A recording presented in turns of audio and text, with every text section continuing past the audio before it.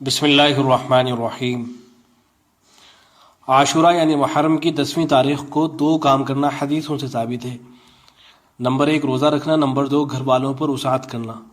لیکن آج کل حضرت مفتی طارق مسعود صاحب دامت برکاتہم، اللہ رب العزت ان کی عمر میں ان کے علم میں برکت عطا فرمائے، ان کی ایک ویڈیو کافی گردش کر رہی ہے جس میں حضرت مفتی صاحب فرما رہے ہیں کہ عاشورہ کے دن گھر والوں پر دسترخوان وسیع کرنے کے سلسلے میں جو حدیث آئی ہے وہ اگرچہ کثرت طرق کی وجہ سے حسن درجے کو پہنچ جاتی ہے، قابل قبول ہے، لیکن اس پر ایک علمی اشکال ہے، وہ یہ کہ حدیث چاہے حسن ہو یا صحیح ہو اس وقت لی جائے گی جبکہ اس سے زیادہ صحیح حدیث کی مخالفت نہ ہو رہی ہو۔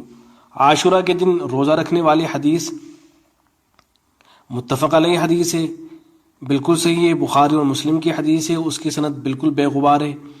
کھانا کھلانے والی حدیث پر اشکالات ہیں، تو روزہ اور کھانا جمع نہیں ہو سکتے۔ آگے مفتی صاحب فرماتے ہیں اس لیے مجھے اس بارے میں علامہ ابن تیمیہ رحمۃ اللہ علیہ کی بات صحیح معلوم ہوتی ہے کہ وہ کہتے تھے کہ یہ حدیث بعض شامی لوگوں نے گھڑی ہے اور ان کا مقصد تھا شیعہ لوگوں کی مخالفت۔ شیعہ اس دن کو منحوس سمجھتے ہیں تو انہوں نے نحوست ختم کرنے کے لیے اسے عید کا دن بنا دیا اور حدیث گھڑی کہ خوب کھاؤ پلاؤ۔ تو اس کے بارے میں بہت سے حضرات نے معلوم کیا کہ حضرت مفتی طارق مسعود صاحب دامت برکاتہم کی یہ رائے کس حد تک درست ہے۔ میرا جو اپنا میں بہت نالائق ہوں، مجھے عجیب سا لگتا ہے میں علماء کے بارے میں یہ کہوں کہ میری رائے ہے، میری کوئی اوقات نہیں، لیکن اب لوگ بیٹھے ہوئے ہیں سننے کے لیے۔ میں نے جب اس مسئلے کی تحقیق کی تو اصولی اعتبار سے تو حضرت مفتی محمد تقی عثمانی صاحب جو ہمارے بزرگوں کے بھی بزرگ ہیں ان کی بات بالکل ٹھیک ہے کہ کثرت طرق کی وجہ سے حدیث حسن کو پہنچ گئی ہے، لیکن ایک مجھے علمی اشکال ہے اس میں۔ وہ اشکال یہ ہے کہ اگرچہ حدیث کثرت طرق کی وجہ سے حسن ہے، قابل قبول ہے، مگر حدیث حسن ہو یا صحیح ہو اس وقت لی جائے گی جب اس سے زیادہ صحیح حدیث کی مخالفت نہ ہو رہی ہو۔ بات آ رہی ہے سمجھ میں؟ عاشورہ کے دن روزہ رکھنے والی جو حدیث ہے وہ متفق علیہ صحیح ہے، بخاری اور مسلم، اس کی سند بالکل بے غبار ہے۔ کھانا کھلانے والی حدیث میں اشکالات ہیں، تو روزہ اور کھانا جمع سمجھ میں نہیں آ رہا بھئی، روزہ اور کھانا جمع، بھئی روزہ رکھنے میں بھوکا رہنے کا حکم آ رہا ہے، جب خود کرو گے تو پھر پبلک گھر والوں کو بھی روزہ رکھاؤ گے نا، اور کھانا کھلانا ہے بالکل اس کے اپوزٹ ہے۔ تو اس لیے مجھے اس بارے میں علامہ ابن تیمیہ رحمہ اللہ تعالیٰ کی رائے زیادہ صحیح معلوم ہوتی ہے کہ وہ کہتے تھے کہ بعض شامی لوگوں نے یہ حدیث گڑھی ہے اور ان کا مقصد تھا شیعہ لوگوں کی مخالفت۔ بعض سنیوں نے شیعوں کی مخالفت میں بھی غلو کیا ہے۔ شیعہ اس دن کو منحوس سمجھتے ہیں تو انہوں نے نحوست ختم کرنے کے لیے حدیثیں گڑھی، کھلاؤ پلاؤ، عید کا دن بنا دیا اس کو۔ سمجھ میں آ رہی ہے بات؟ تو شیعہ کی مخالفت میں بعض لوگوں نے ایسی روایتیں گڑھی ہیں کہ تاکہ یہ دن کھانا پینا ہو، اور روزے میں تو ظاہر ہے صبر کرنا پڑتا ہے نا، تو شیعوں کی مخالفت میں غلو کیا ہے بعض لوگوں نے۔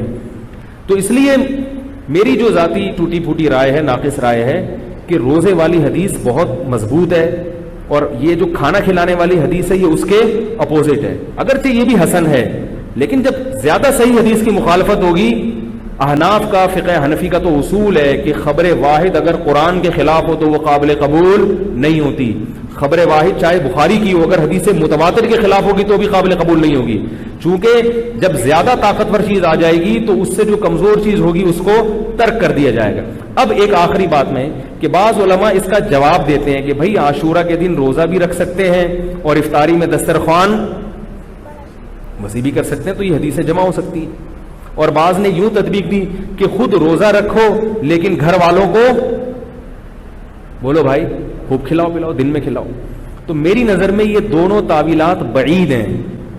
بعید اس لیے ہیں کہ خود روزہ رکھو گے تو ظاہر ہے اصول یہ ہے کہ جب یہ دن روزے کا ہے اور نبی نے اس کی بہت بڑی فضیلت بیان کی کہ پچھلے 1 سال کے روزوں کا کفارہ ہے، تو عقل یہ کہتی ہے کہ اس نیکی میں اپنے گھر والوں کو اپنے ساتھ شریک کرو۔ جیسے میں نے بتایا نا کہ بھئی میں نے بچوں کو بھی کہا رکھو روزہ، گھر والوں کو بھی کہا، تو بھئی خود رکھو تو ان کو بھی تو عبادت کی طرف، یہ فضیلت صرف میرے لیے تھوڑی ہے، ان کے لیے بھی ہے نا۔ تو جب آپ کھلائیں گے تو روزہ تو نہیں۔ اور یہ جو رہا مسئلہ کہ افطاری میں پبلک کو افطاری میں دسترخوان وسیع کریں، یہ 2 وجہ سے دل کو لگتی نہیں ہے یہ تعویل۔ ایک تو یہ کہ افطاری میں تو ویسے ہی دسترخوان وسیع کرنے کا دل چاہتا ہے، بچوں نے روزہ رکھا ہوا، آپ نے روزہ رکھا، تو یار سموسے پکوڑے تو ہونے چاہیے نا. افطاری تو ایسی چیز ہے کہ اگر جیب میں گنجائش ہے تو چاہے عاشورہ کا دن نہ بھی ہو ویسے بھی دسترخوان وسیع کرنا چاہیے، اور گنجائش نہیں ہے تو عاشورہ کے دن ہو تو بھی نہیں کرنا چاہیے. گنجائش نہیں ہے تو کہاں سے کرے گا دسترخوان. دوسرا یہ کہ عاشورہ کا دن مغرب کی نماز کے بعد تبدیل ہو جاتا ہے. وہ عاشورہ بھائی جب افطاری کا ٹائم آیا، سحری کا ٹائم تھا، تو اس میں وہ عاشورہ کے دن سے جو لفظ متبادر ہوتا ہے نا، وہ تو دن متبادر ہوتا ہے، وہ ابھی شروع نہیں ہوا ہے، وہ تو صبح صادق کے بعد شروع ہوگا. تو سحری میں دسترخوان وسیع بھی نہیں ہو سکتا، یعنی حدیث کے ظاہر کے خلاف ہے یہ. اور غروب آفتاب کے بعد اگر آپ دسترخوان وسیع کریں گے تو وہ عاشورہ کا دن ختم ہو چکا ہے. بعض لوگوں نے اس تعویل کا یہ جواب دیا کہ یہاں رات دن کے تابع ہے، لیکن یہ تعویل در تعویل کرنے کی پھر بات مزے کی نہیں رہتی.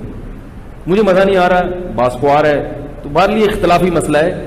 تو اس لیے مجھے جو زیادہ صحیح بات لگتی ہے کہ جب ایک مستند بے غبار روایت موجود ہے روزہ رکھنے کی تو اسی کو فوکس کرنا چاہیے، اور یہ روایت اس کے بالکل مجھے لگتا ہے کہ اپوزٹ ہے. تو میری رائے یہ ہے کہ دسترخوان وسیع نہیں کرنا چاہیے. ویسے تو جب چاہیں وسیع کر لیں، بچوں کو خوب کھلائیں پلائیں، لیکن خاص عاشورہ کے دن اس کی میرے خیال میں کوئی فضیلت نہیں ہے.